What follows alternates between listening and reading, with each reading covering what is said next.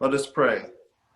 Lord, we thank you in this season we have given us time to reflect and be with those we love, and for others who are working tirelessly to do all they are able, first responders, the medical community, support staff, volunteers, and countless others.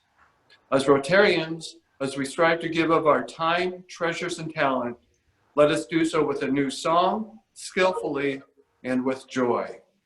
Amen. Amen. Thank you. Thank you, Tom. Appreciate that. Thanks. Okay, so now to bell ringers. Gail Penn.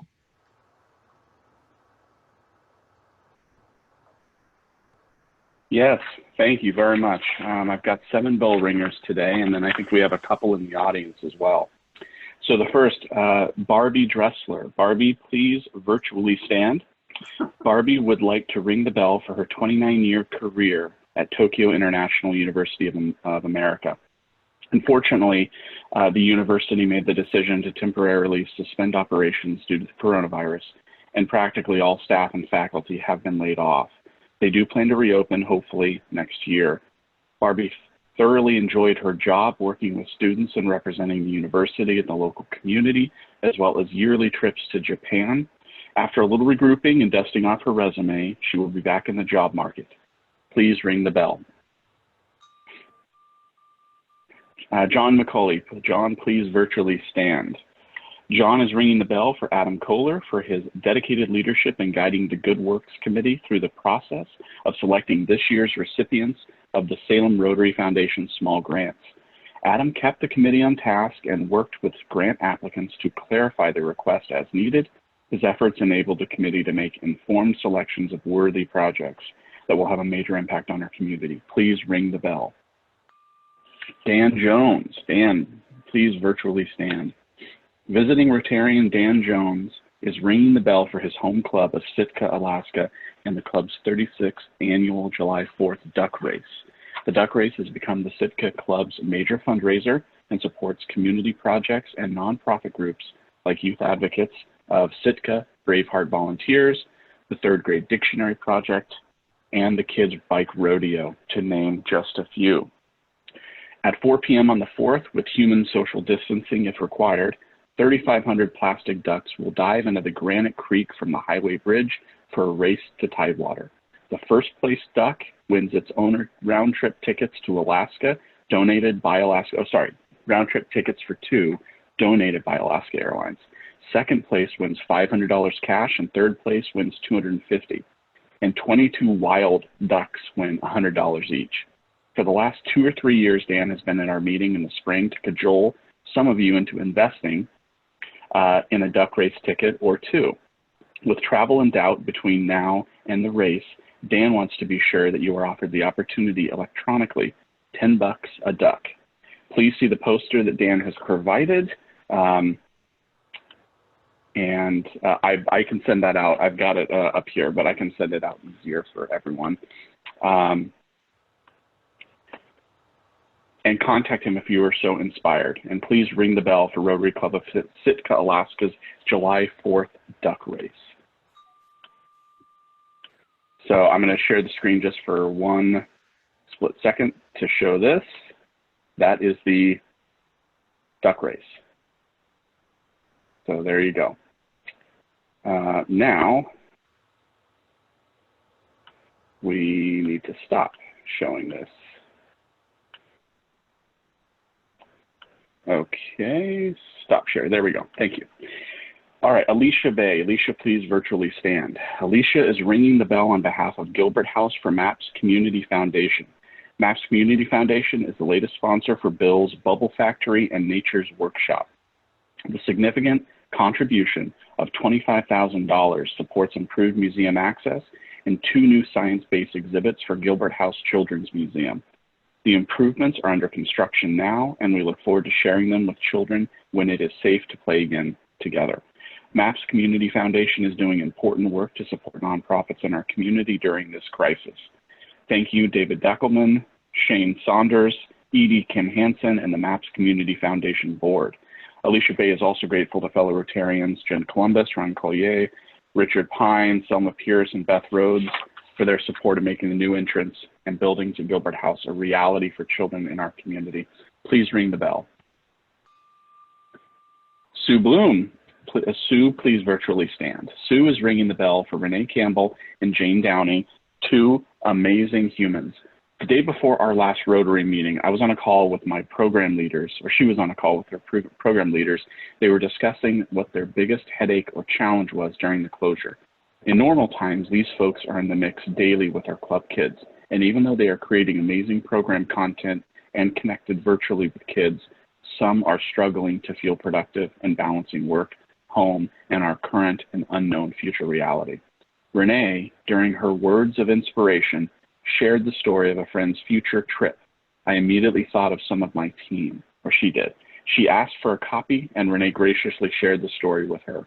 Jane, our presenter that day, spoke of self-care resources her staff has been collecting. She also graciously shared.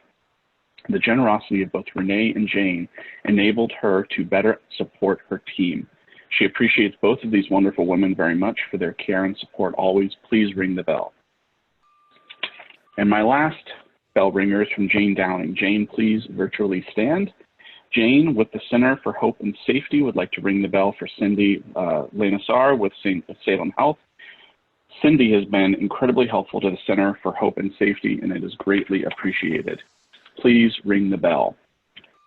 Jane is also ringing the bell for all the wonderful Rotarians that have reached out to help the Center for Hope and Safety during the COVID crisis. They could not help so many survivors without your support. Thank you. Please ring the bell. And that's it for me. We have a handful of them from the floor. And Ira, do you want to go ahead and read yours, even though you sent it to me? Sure. So this is Ira Nishimura. It is a National Nurses Week starting today. Thank you to all of the Willamette Valley Hospice and Palliative Care nurses who are available night and day for community members facing serious illness, even in this most difficult time. Ring the bell. Thank you, Ira. Allison, go ahead. Thanks, everybody. I'd just like to ring the bell in honor and gratitude for all those who shared and joined in supporting our Cherish the Children campaign, which wound up last Friday. We were able to exceed our goal, and we just really felt the warmth and goodness from all the community, a lot of Rotarians. And as you know, we have a lot of families who are struggling in our community with just getting by. And so everything that everybody's doing to support our families is amazing, and it'll help reduce family violence as a whole. So thank you, and hats off to all of you. Thank you. Ring the bell. Next up looks like Warren. Okay, there we go. Okay, we're ringing the bell for actually our youth exchange program, and we have a wonderful update. First of all, I want to say a big kudos to our committee and to Christine Whiteside for chairing that. We just had a great meeting. Things may be a little odd right now, but we're still around. And we received an email from a former exchange student. Most of you who were here back when he was here will remember Ben Nordorft from Germany. And it was a wonderful email with some pictures. We'll try to share it with the e-blast. But just to let you know an update, he has two young boys, Moritz and Jonas, and Warren's trying to show a picture of one of his boys. And he and his wife are working kind of from home virtually. He's an engineer. I'm not sure what his wife does, but she's working 50% of the time now too. And he has a really nice email just kind of sharing what it's like to live in Germany during this time, asking how everyone's doing here. And a couple quick little things I would just want to say. I think he would be a member of the Beer Boys because it says, my friend and I bought a new beer brewing device. Our wives had the idea to send the two of us to a Germany hobby brewing championship. So he's into the beer brewing, true German, and he's still doing music. He's a singer and guitar player, and he shared on his email a video of a choir he was in doing a beautiful Actually, piece. it's what we couldn't do in our own club. It was a Singing Zoom, together through singing together Zoom. as a full choir in all four-part Yeah, harmony. I don't know how they do it. I don't know but how they do it. I'm going to close with, he says, I hope for you that everything is fine and you don't lose your joy and happiness that I have experienced when I was with you all. So that is a neat word from Ben Nordert. Good. Bell? All right, Barbie, you're up next. Yeah, and I also wanted to ring the bell for Mercedes Schluckabeer and Teresa Lule, who pointed me in her direction for help navigating the Oregon marketplace. So thanks, Mercedes and Teresa. All right, and the last one is Rick Gaupo. I'm ringing the bell for Marine Corp Future and the community who's been so supportive. In April, we hit a million pounds. It was a £1 million month. And what I mean by that is we distributed over 1 million pounds of food out into the community. On average, we're right around 700,000 pounds. So huge increase in the amount of food that was able to get out in the community. And we expect that to continue for several more months. Actually, we're planning on it throughout the whole year.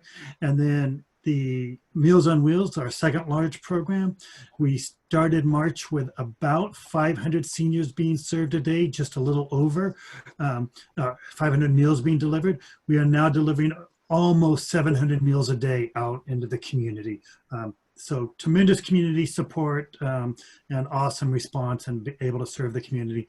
And then finally, opened up a few new pantry partner distributions, specifically with the school district. Started one at Four Corners. 200 families came the very first day it's opened. And on Friday, we're starting another distribution out with McNary High School, and we're expecting to distribute 500 boxes of food on our first day. So thank you all for the support. Very good. I think Ozzy might have one. He keeps unmuting himself. Yeah, I think Ozzy does have one. So Ozzy, you're up. Yes, I'm ringing an $80 bell ringer today with my May Rotary lunch money. Okay, so that's 4 bell ringers then, right, Oz? Yes.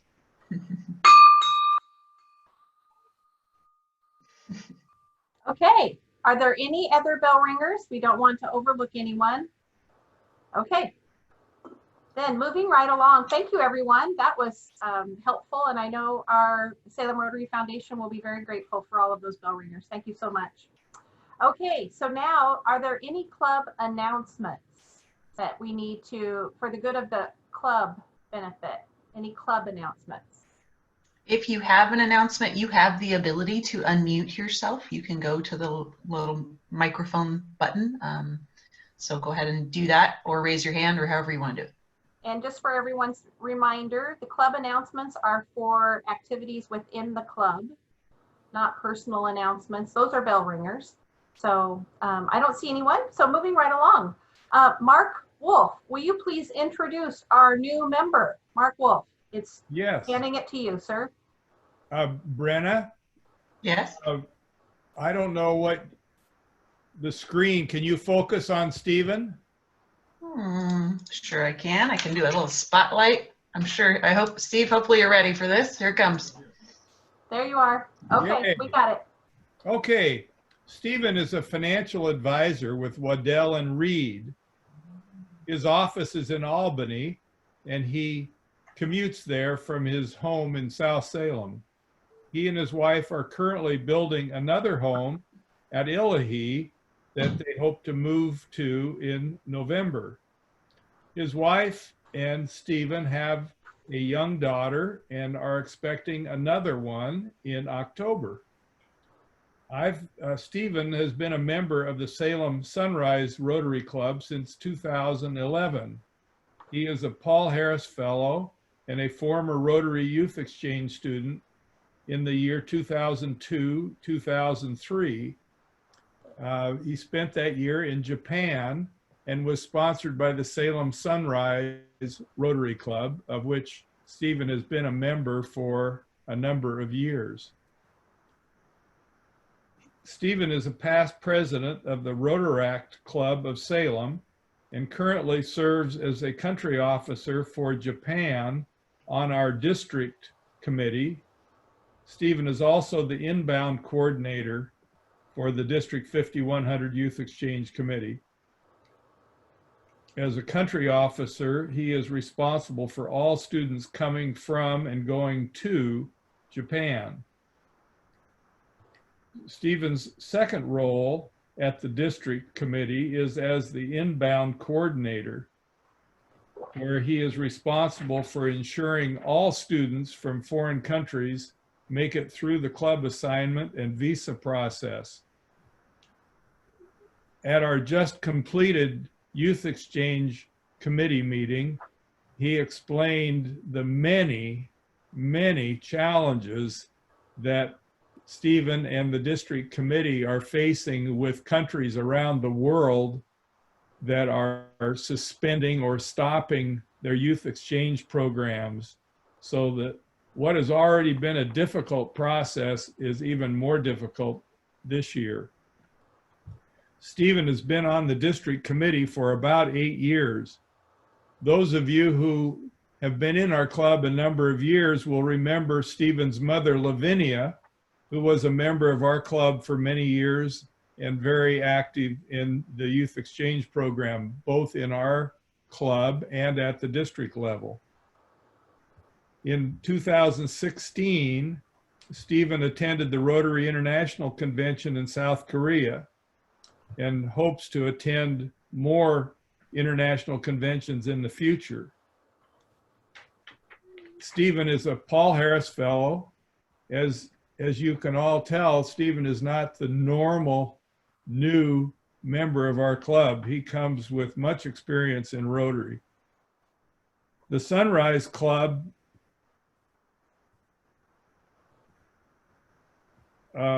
well, let me back up a minute. The reason that Stephen is joining our club is that the Sunrise Club has had a problem with membership, like many clubs around our country in particular, and the club doesn't have enough people to keep working effectively. They've had a hard time getting younger members and decided to combine their members with the Rotary Club of East Salem. Since Stephen started in Rotary, he's always been extremely focused on youth exchange. Our club, I'm sad to announce, our club is the only remaining club in Salem that still is involved in youth exchange. And Stephen felt it made sense for him to join our club so that he could continue his involvement in youth exchange. President Tammy, you can proceed with your introduction. Thank you so much, Mark. Thank you, Mark, for introducing Stephen into membership for our club. Involving people who will continue to build this great club and giving them a place to belong is our top priority. To show our appreciation, the club will award you, Mark, 250 Paul Harris points towards your next fellowship. Stephen, you are very well aware of the value of Rotary membership and the benefit of building lifelong friendships. That's clear from your bio. Our club is comprised of leaders who embrace our motto, service above self. As Rotarians, we have pledged to uphold the highest ethical standards, subscribe to the object of Rotary, and live by the four-way test. Regular attendance at the meetings is important, but Rotary is much more than just a club, as you are well aware. As you become more involved, you will have the opportunity to join many committees and fellowship activities. We are a vibrant, action-oriented club, and as such, we know you will roll up your sleeves and get involved. Therefore, Stephen, as the newest member of our club, do you pledge to uphold the four-way test, to serve on at least 2 committees, and to contribute to the club in every way that you can? I do. Thank you. And fellow Rotarians, do you pledge to warmly welcome Stephen into our club and to offer your full support in all that we do? We do. We do. Yay, wonderful. Thank you, club members. Please welcome Stephen to the Rotary Club of Salem. Yay! Okay, welcome, Stephen. We look forward to all of the activity that you will bring and all of the knowledge that you're going to bring with you to our club. Thank you, Mark. Thank you, Stephen. And now, on with the program. Renee Campbell, you are our program chair, so please introduce our program for today. I would be happy to, President Tammy. Thank you. Norb Murray comes to us today from the Rotary Club of Tualatin. He served as our district governor in 2005-2006. That was the year that Spencer Taylor was our president. Norb is the retired owner of NOAA Enterprises. That was an event management company. But he also served 25 years in the Marine Corps, including a 5-year tour with HMS-1, the Presidential Helicopter Squadron, flying Marine One for Presidents Nixon, Ford, and Carter. He and his wife Leah, she's also a Rotarian. They've traveled to Uganda, Poland, and Cambodia on Rotary projects.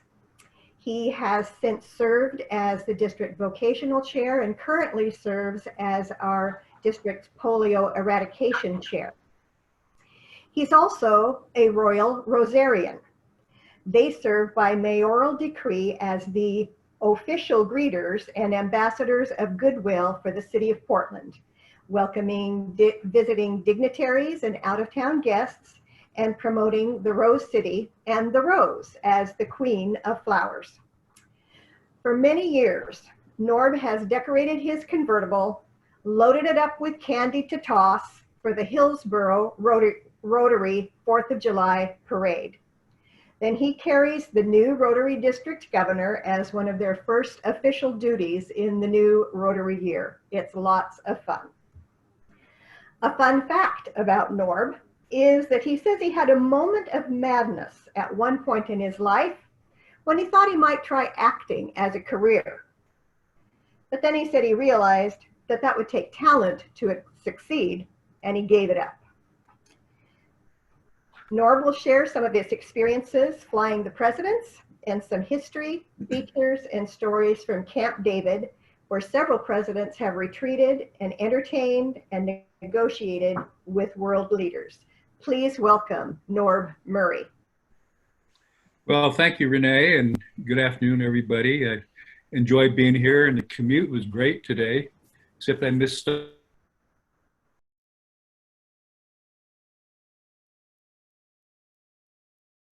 Am I the only person having trouble hearing him? No, I cannot hear Norb either. Norb, we also lost your picture. Yeah, that. Oh, there you are. It may happen. It's been unstable this morning for some reason, and it's been cutting in and cutting out. So sounds good, and we can see you now. Okay.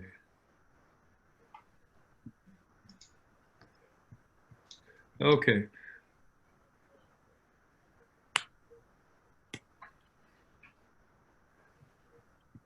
Try to get you shared here. It's telling us your network bandwidth is low.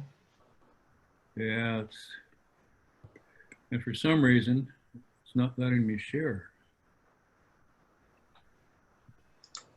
Do you want to email your presentation to Renee and then she can share her screen? Renee, is your bandwidth strong enough for that? Well, I've got it on. Well, hang on.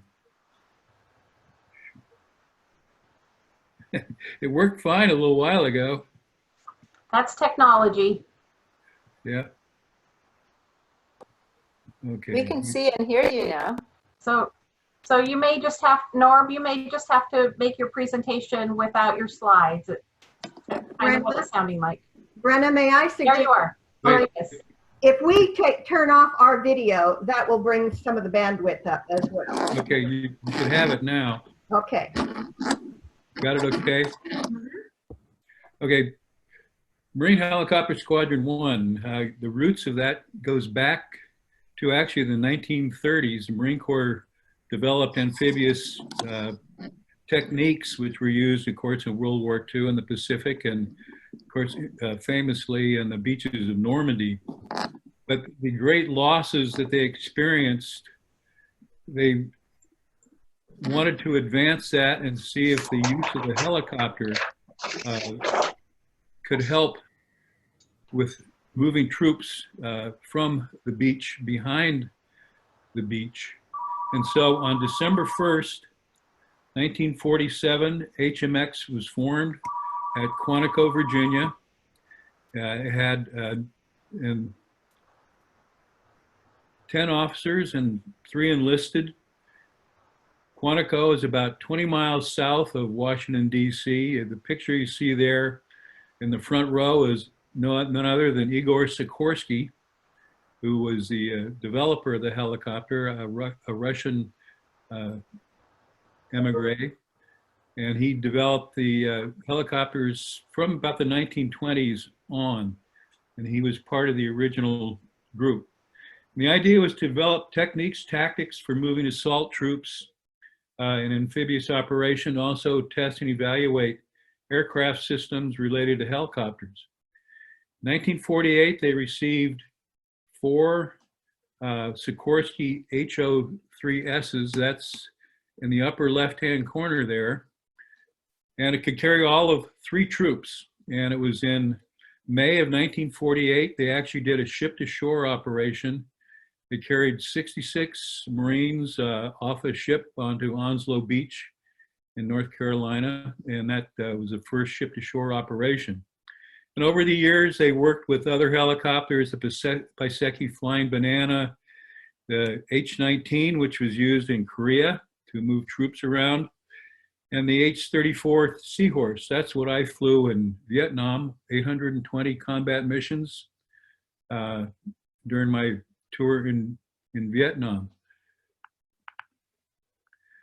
Later on, some of the newer helicopters they had was the H-46 tandem rotor built also by Boeing, and that was called the Frog because it looked like a giant frog and it sat on the ground. I flew that a couple of thousand hours worth. And the H-3, which is the current Marine One type helicopter in the upper right-hand corner. Some of the backups, when I was there, we were evaluating the H-53, one of the models you see in the lower left-hand corner.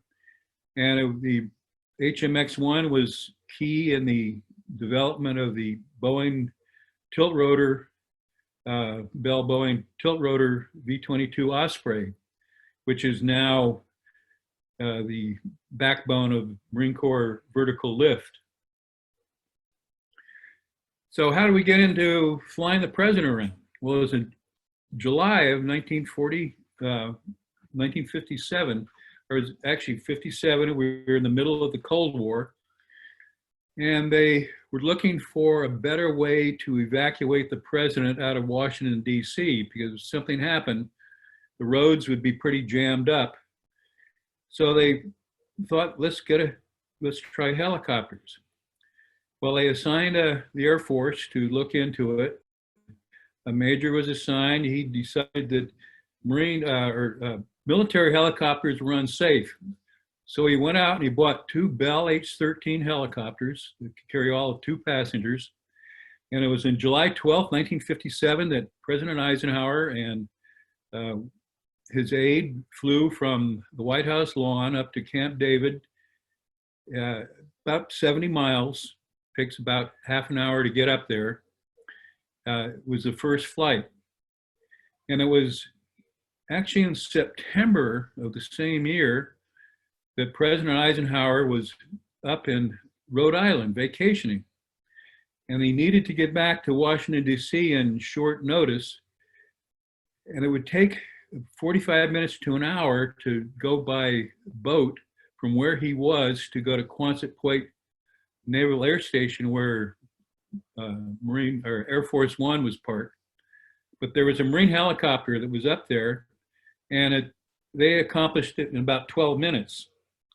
So that's when they decided let's create a detachment for carrying the president, and they took the step up and they created the Executive Support Detachment at Fort Belvoir, and it actually consisted of both Army, you see on the right there, and the Marine Corps helicopters combined in this executive squadron to carry the president.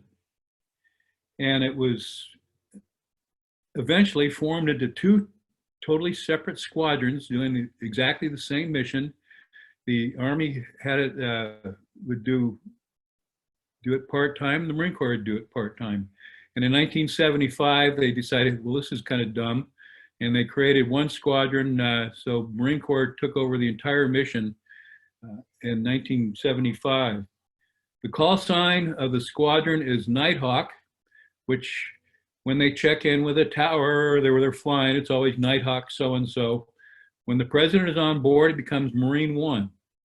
So a flight control would know that the president is on board, or a tower or whoever it is, know the president on board. If the vice president is on board, it becomes Marine Two. If somebody other than the president, like a head of state is somewhere, it becomes State One. And if the family is on board, it becomes Marine One Foxtrot.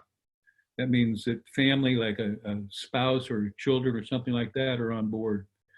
The commanding officer of the squadron is the primary presidential pilot. When he is on leave, or he is gone gone overseas for some reason for a mission over there, the executive officer will take over. And both of them have been pilots in the squadron before. They came in as captains or a major, probably spent anywhere from 3 to 5 years in the squadron, and went back to the fleet. And then there's individuals selected to be the eventual commanding officer, will come back and spend 3 years as the executive officer, and then ramp up to commanding officer. So an individual could spend anywhere from 11 to 12 years in the squadron. So they took the H-34, they put a fancy paint job on it, some nice comfortable seats in it. There's President Kennedy on the lawn. The H-34 was in service up until 1963.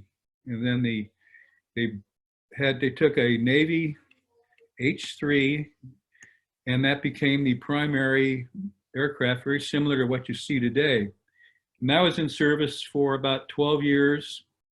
When the today's H-3 newer model came into service, which has been flying since 1975. So that's some 45 years that it's been in service. There are two aircraft that fly the president, the H-3 on top there, and then the H-60 that some of you may know as the Black Hawk, but the Navy and the Marine Corps is known as the White Hawk. And it's been fixed up to be able to carry the president. The H-3 can carry 10 passengers, has a crew of 4. It's got fancy carpets in there. It'll, what you're seeing here is you're looking towards the back of the helicopter. The door in the back, right behind it is a small chemical lavatory, porta potty sort of thing. And then right on the left-hand side there is a small, there's a place for a coffee pot. There's an ice machine there. They have a little, keep drinks cold, that sort of thing. Not quite as fancy as in a motorhome, but they can have drinks en route, this sort of thing. Whenever had the press on board, for some reason, all the liquor would disappear. And they would stock it with whatever the current president, what his preferences were. Now, one of the disadvantages of the H-3 is that to take it like overseas somewhere, you have to take all the rotor head off, the engines off, fold the tail rotor, take some of the rotors off the tail, put it in a C5, take it out, put it all back together, test fly it, so it's ready to go. And that's quite an evolution. So that's why they brought in the H-60, because the Navy version of the H-60, the rotor head can fold up. And that's so it can be moved around. The Coast Guard has it, the Navy has it, so it can be used on board a ship. It can be stowed away. It gives a lot more room. That picture you happen to see there is at Andrews Air Force Base. You can see Air Force One landing and Marine One ready to pick them up. You can see this is inside a 860. You can see, or a White Hawk. You can see it's a little more cozy than the other one. It only carries 8 passengers, and it's a little bit tighter. But the advantage is that when they travel, you just fold up the blades, roll it on board a C5, get it to the destination, pull it out, put fuel in it, and it's ready to go. And that's a very simple evolution. It's also a little more stable at altitude. The H-3 is not a real good aircraft. We took President Ford up to Vail, Colorado. We used Huey's H-1s because it was a better aircraft at altitude. Some of the backup aircraft as a support, this is the V-22 Osprey. This will carry press, it'll carry maintenance people, all our equipment. So when they have a trip out of town, they'll put all the maintenance gear inside, the baggage, the sort of thing will be the backup. I always thought this was a great picture. This would be a typical mission. You actually see 2 H-3s in front, and that's the way we typically fly. It's always with 2. One of the reasons is so they don't know which one the president is in. If somebody is taking a fancy to try to shoot it down, Marine One will always take off first, and then en route, the number 2 aircraft will actually pass underneath and land first. So if we have Secret Service on board, something like that, they're on the ground first of all. And then you can see this is over New York City, the V-22s behind. Another backup aircraft is the H-53. It'll carry up to 50,000 pounds. So it's a good aircraft to provide backup support. Now, as I mentioned, the H-3 has been in service for 45 years. In 2005, they put out a proposal for a new helicopter. They were going to build a Wessex, it was a NATO helicopter. They put out a contract for it, but the budget just got out of hand. It got up to $13 billion. And the first thing that President Obama did in 2009 was cancel the program. They'd already built 8 of the helicopters, which eventually went to Canada, but they canceled the program and started all over from the beginning. And the project was won by a consortium of Sikorsky and Lockheed. It's based on a helicopter already built, Sikorsky H-92. And so it's not like we were reinventing the wheel. They will have 21 aircraft. They'll have, and 2 will be tests. They'll replace both the H-3 and the VH-60. Now, what I don't know is, and I assume when they built this, that it would be, they took into the idea of having to move it overseas. So I'm not sure if it's going to be a whole lot better than the H-3 or not, because it's actually bigger. It'll carry more passengers. It'll carry 14 passengers. So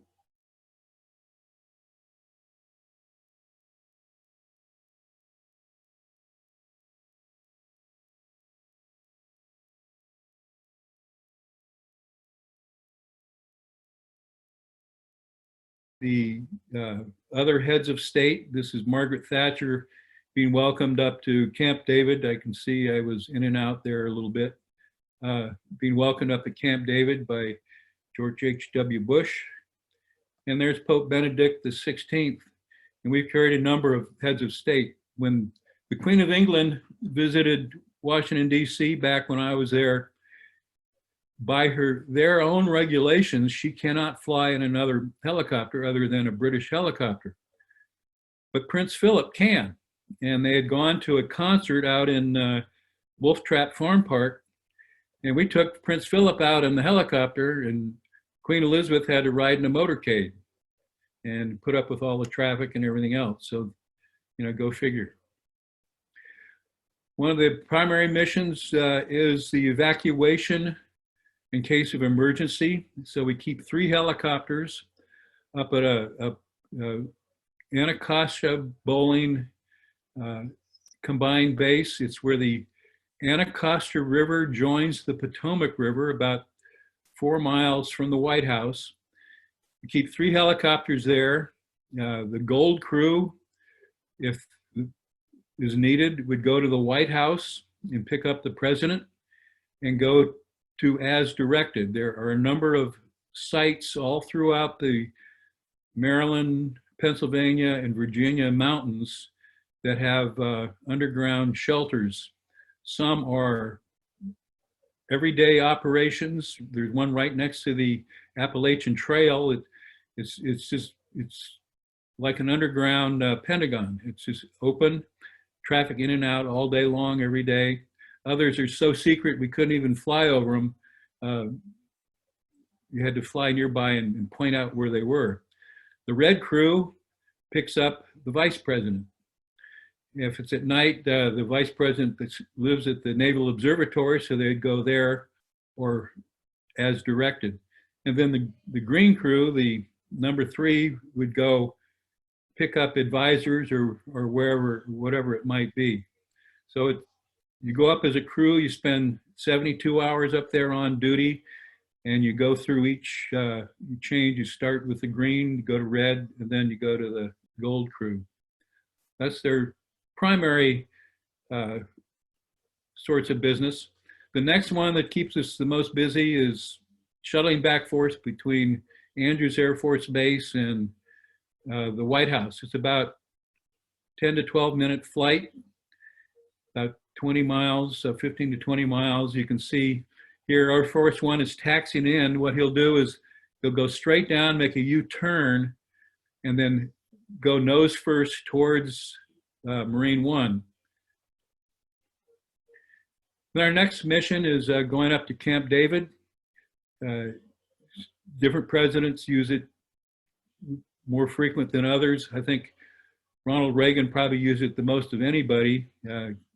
President Trump hasn't used it a whole lot, but has used it more than what I thought he originally would. The next would be missions in the US that are out of town. If it's close, they'll fly the helicopters there. I always love this picture. This is at University of Michigan on their field hockey stadium. And we'd go out of town, and it's amazing the places you go to. Football stadiums, parking lots, you name it. If there's a space to do it, fit a helicopter in, we'll go in.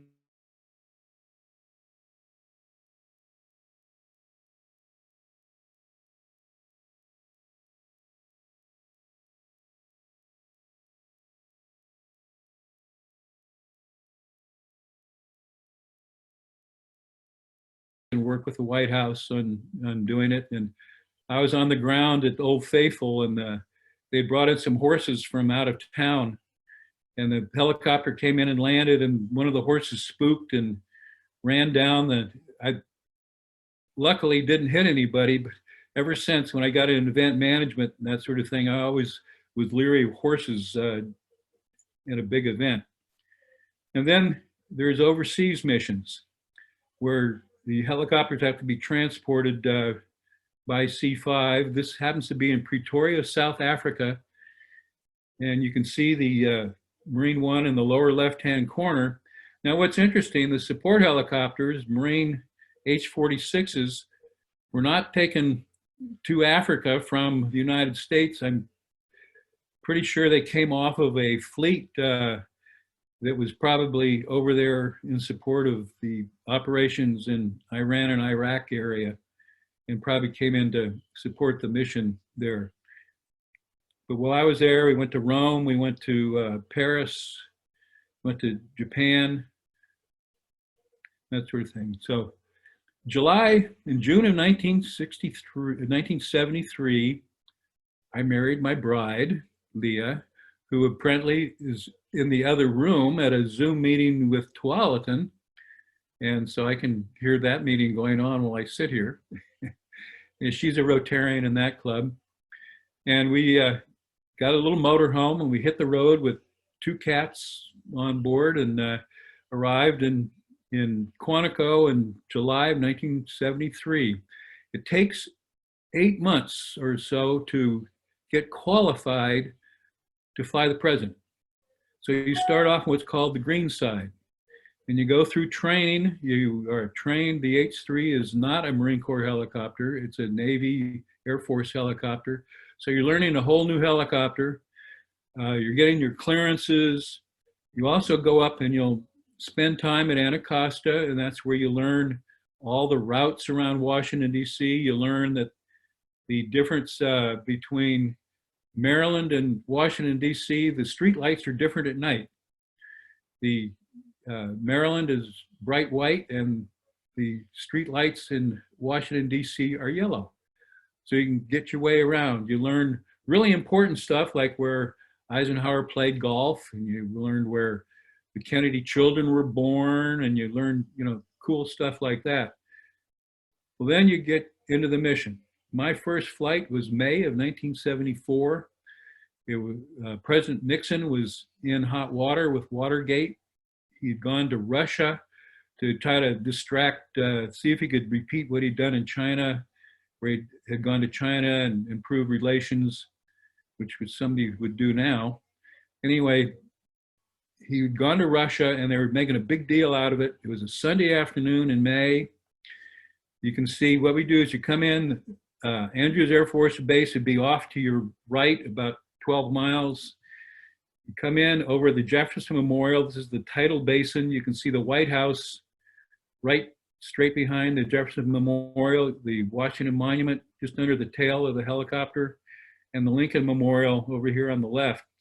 So you make a turn, you fly down that between those line of trees into the back lawn. And people were out picnicking and flying kites, and it was really busy, very distracting. So it was, as the co-pilot, as I mentioned, the commanding officer is the pilot, everybody else is a co-pilot, and your job is to go through the checklist to make sure the landing gear is down, because that'd be embarrassing if you landed without your landing gear, and go through the checklist. So we get to the lawn, and lo and behold, there's probably 2,000 people circling around the lawn. All the television cameras of all 3 networks are there. We go in and make, say they're trying to make a big deal out of it. So there's Vice President Ford greeting the Nixons as they get off. Now, this is part of the training that they missed, is what exactly do you do as the co-pilot on your first flight? So I think, well, I should check and make sure everything's okay. So I open the window, as you can see I'm doing right there right now, stick my head out. Well, this is on national television. So I guess that would be an early version of photobombing the president there. And I heard about it when I got back. It's like you do something in Rotary that, gets in the public, you hear about it with being fined. Well, I never did live that one down. My next presidential mission was up to Camp David. And Camp David, as Renee mentioned, is the retreat to the president. And I've got a entirely other presentation about Camp David. It's quite interesting that given time, I really wouldn't have to go into it, but it was developed during Roosevelt's administration during World War II, when they didn't want him out on the going out on his presidential yacht because they were afraid of the submarines. He'd go out into the Chesapeake Bay and that. And they developed Camp David from a Work Projects Administration camp. It would been up there. It's in the Cacoton Mountains, about 70 miles west of Washington, D.C. It's cooler up there, 1,800 feet elevation. It's a beautiful spot. up there, and every president has used it ever since. But I went up there, took President Nixon up there. That was in July of '74. Now, it was in August when he announced his resigning from presidency. So it was, they were going through the last sort of throes of Watergate. And at the time, when you live in you're immersed in a piece of history, you probably don't appreciate the significance of it. And so what I remember of it was Camp David was just, it was silent. It was almost eerie. It was like the birds weren't even singing. And this beautifully forested 150-acre area, they had tennis courts set up, they had badminton, they had lawn bowling, they had all the equipment out, but there was nothing moving. They were all in the presidential cabin, Aspen. They're all named after trees, doing whatever they were doing at the time. And I remember it was in July, it was hot, it was humid, and humidity in Virginia can really be awful. And I called home that night. You have what the president had for dinner. We just had breast of capon. So I called home just to say hi and say how cool it was up there and no humidity. And we'd have breast of capon for dinner. And Leah, who was down in our apartment, which did not have much in the way of air conditioning and just had a 1970s version of a TV dinner, did not appreciate that, and there was silence at the other end of the phone. So I learned a little bit about marital communications at that point. And this was in October. This is when President Nixon left the White House. That was actually the Army had that mission that day. And that's, they almost did not make it out of the lawn because it was so heavy that he actually had to bounce it off the lawn a couple of times to get it over the back fence to get airborne. Then the mission, one of my favorite ones was July 4th, 1976. It was the bicentennial. I was in charge of setting things up, and I was on the ground at the Valley Forge with the wagon train, and we flew in 4 helicopters, 2 H-3s and 2 H-53s full of press and everybody to greet the wagon train. I jumped on board. We went to Philadelphia, where he rang the Liberty Bell, and he went aboard, landed aboard a Navy aircraft carrier in the Hudson River. He rang the bell at 2 o'clock, and here he is. You can see right out this window there, there's a Navy LPD, which is the same, it's older, smaller version of the Portland, which was just commissioned here in about a year and a half ago here in Portland. Same ship. Right on the back, there's a little dark spot there. There's an H-53 landing back on board. It's got all the press. And then right in front is the number 2 aircraft that's going into land. And the idea is he's going to salute a tall ship. President Ford is going to salute a tall ship as they go by. Well, just as they landed, a giant thunderstorm broke out, and they had to wait 30 minutes until the thunderstorm went by and a tall ship came by. That was a great, fun day. And then one of my other great trips was to Chateau de Rambouillet. It's outside of Paris. It's where de Gaulle spent the night before he marched into Paris in World War II. It was the first G8 summit, and there wasn't enough room for everybody to stay out there, so we had all the support people staying in Paris. And I went into Germany, got 2 US Air Force Hueys to come down and ferry the lesser dignitaries back and forth between Paris and Rambouillet. And they weren't supposed to fly at night because there were no nav aids, back in those days, you didn't have cell phones and stuff. And of course, the first flight was just as it was getting dark. It was November, the weather was bad. They got lost. They ended up at a little Air Force base.